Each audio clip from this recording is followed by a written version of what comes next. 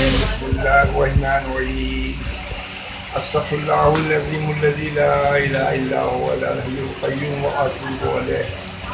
بسم الله الرحمن الرحيم. الصلاة والسلام عليك يا رسول الله. الصلاة والسلام عليك يا رحمة للعالمين. اعوذ باللہ من الشیطان الرجیم. بسم اللہ الرحمن الرحیم. میرے عظیم پاکستانی بھائیوں اور بہنوں، میری بات غور سے سنیے، سمجھیے اور اس سے عمل کیجیے. یقینی دین و دنیا میں آپ کو فلاح بہبود ملے گی. یہ میرا دعویٰ ہی نہیں، یہ قرآن کا حکم ہے. اب آپ آئیے، اس دور میں پوری دنیا کورونا کے وبا میں مبتلا ہے. غریب سے غریب ملک اور امیر سے امیر ترین ملک اس وبا کے مرض میں بری طرح جکڑ لیا گیا ہے. اس کی وجہ پتہ ہے؟ آپ قرآن کے اوراق کو پلٹیں. مسلمان کو اللہ تعالیٰ نے اپنے نبی پاک صلی اللہ تعالیٰ علیہ وسلم کے ذریعے اپنا ہدایت نامہ منشور اعظم دے کر بھیجا. وہ رسول حضرت محمد مصطفیٰ صلی اللہ علیہ وسلم عرب کی سرزمین پہ پیدا ہوئے. مکہ تمام عرب کا مقبول ترین اور مشہور ترین شہر ہے. وہاں اللہ تعالیٰ نے خانہ کعبہ تعمیر کروایا حضرت آدم علیہ السلام کے ہاتھوں. پھر حضرت آدم علیہ السلام کے ذریعے اللہ تعالیٰ نے اپنی مخلوق کو ہدایت کے لیے انہیں اپنا نبی بنا کر بھیجا. جب تک آدم علیہ السلام کی اولاد اپنے باپ کے حکم سے چلتی رہی، فلاح بہبود کے راستے پہ قائم دائم رہے. لیکن جب ان کی اولادوں نے نافرمانی کی، بت پرستی شروع کر دی، تو پھر اللہ کا عذاب اس سرزمین پہ آیا. یہ سلسلہ چلتا رہا. حضرت نوح علیہ السلام کا دور آیا. حضرت نوح علیہ السلام نے اپنی قوم کو، جو ان کی قوم بگڑ چکی تھی، 950 سال تک اللہ کا پیغام پہنچاتے رہے. ان اوقات میں 950 سال کی محنت کے بعد صرف 72 نفوس اسلام کے دائرے میں آئے.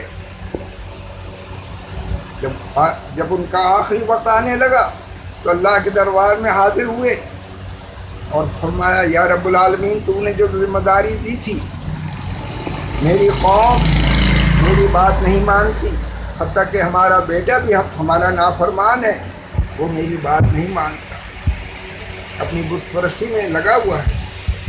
اللہ نے حکم دیا کہ اے نوح، ہم طوفان برپا کریں گے، تم اس کے لیے ایک کشتی تعمیر کرو. اللہ کے حکم سے انہوں نے کشتی تعمیر شروع کر دی.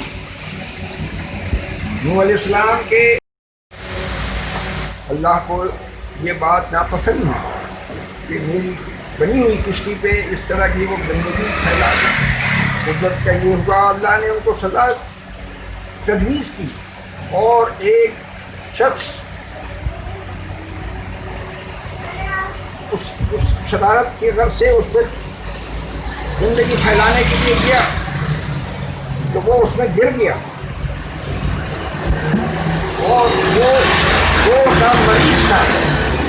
لیکن اپنی کوڑ کے مرض کے باوجود اس کے اندر خباثت اس قدر تھی کہ وہ گندگی کرنے کے لیے اس کشتی پہ گیا اور اس میں گر گیا، غوطہ لگانے لگا. اس گندگی کے اندر، اپنی ہی گندگی میں وہ غوطہ لگا رہا تھا.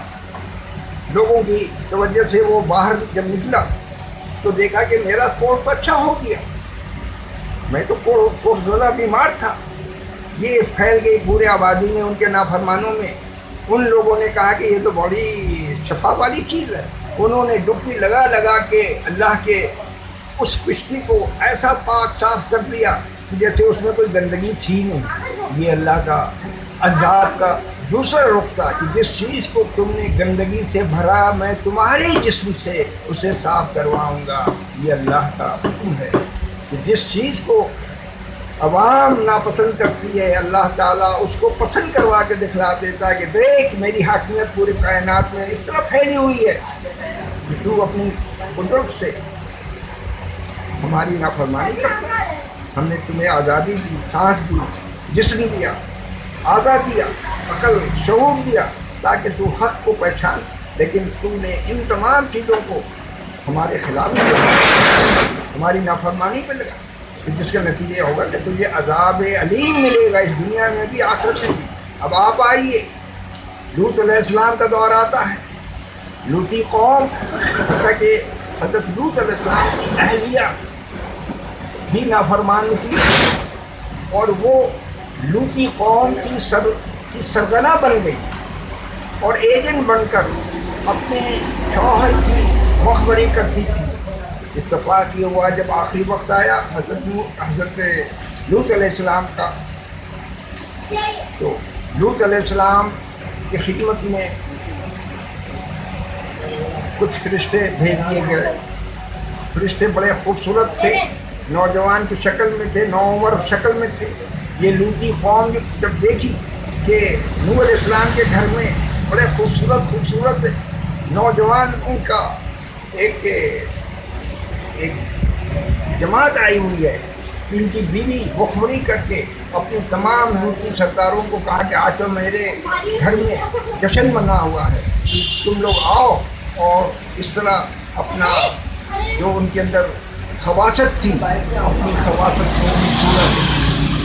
یہ ظالم اتنے ظالم تھے لوطی قوم. غور سے سنیے میری بات اور قرآن سے اس کو آپ اس کے ترجمہ پڑھیے. میں کوئی یوں ہی بات نہیں کر رہا ہوں، کوئی بازاری گفتگو نہیں کر رہا ہوں. میں قرآن کے وہ تمام مفہوم اور مطلب جو اپنی زبان میں بول رہا ہوں، پاکستانی زبان میں بول رہا ہوں، اردو زبان میں بول رہا ہوں، تاکہ ہماری قوم جو 22 کروڑ آواز کا پاکستان جیتا جاگتا ہے وہ سنے، ہمارے بچے سنیں، ہمارے بڑے سنیں، ہمارے مولوی حضرات سنیں اور ہمارے تمام بزرگ سنیں، ہمارے حکمران سنیں، کان کھول کر سنیں کہ پاکستان کس لیے بنا تھا. پاکستان اس لیے نہیں بنا تھا کہ یہاں لوٹ مار کرو. تم نے اس ملک کو کیا بنایا؟ آج خدا کا غضب نہیں آئے گا تو کیا آئے گا؟ قرآن کی شکل میں تم پر غضب آ چکا ہے. اب اس سے نجات کا ایک ہی راستہ ہے کہ اللہ کی طرف واپس آؤ، رسول کی طرف واپس آؤ، حضور کی وہ آخری خطبہ سنو، اس کو پڑھو. کتابوں سے نکال کر یہ اسکول کے درسوں میں لکھا ہوا ہے، مدرسے کے کورس میں لکھا ہوا ہے کہ حضور کا آخری خطبہ کیا تھا، حجۃ الوداع کے موقع میں حضور نے کیا فرمایا. کیا ہمارے مسلمان حکمران سعودی عرب سے لے کے پاکستان تک اس میں عمل کر رہے ہیں؟ اگر نہیں کریں گے تو خدا کا عذاب نہیں آئے گا تو کیا آئے گا؟ تم WHO تمہیں بچائے گا؟ وہ خود نہیں بچ رہا ہے تو تمہیں کیا بچائے گا؟ تمہیں بچائے گا تو اللہ کے رسول کے احکامات میں چل کر تمہیں بچنا ہے. اگر بچنا چاہتے ہو تو رسول کے دامن میں پناہ لو، ورنہ تمہارا حشر بھی وہی ہوگا جو نوح علیہ السلام کی قوم کا ہوا، جو لوط علیہ السلام کی قوم کا ہوا.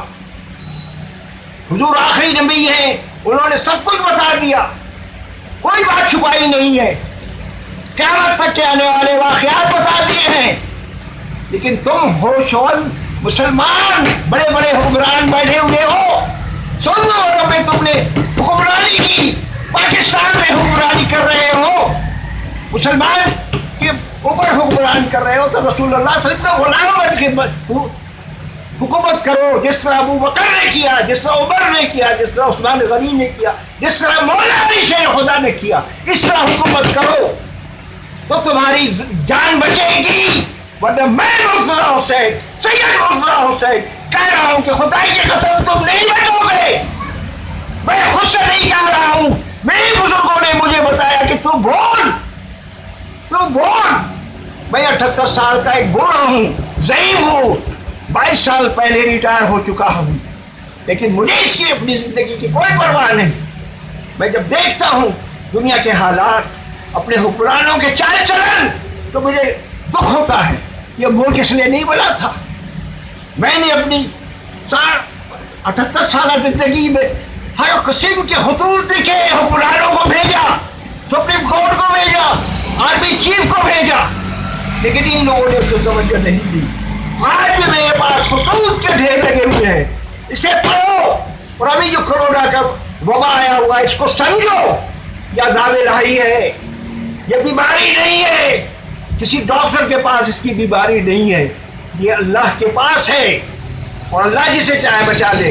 جاؤ دیکھو، آغا خان بھرا ہوا ہے، اس کی ساری سیٹیں بک ہیں، بڑے بڑے وڈیروں نے بک کر لیا ہے اپنے خاندان کے لیے، کروڑوں روپے دے کر انہوں نے آغا خان کو خرید لیا ہے۔ تمہیں نہیں پتا، جاؤ کراچی میں جا کے معلوم کرو۔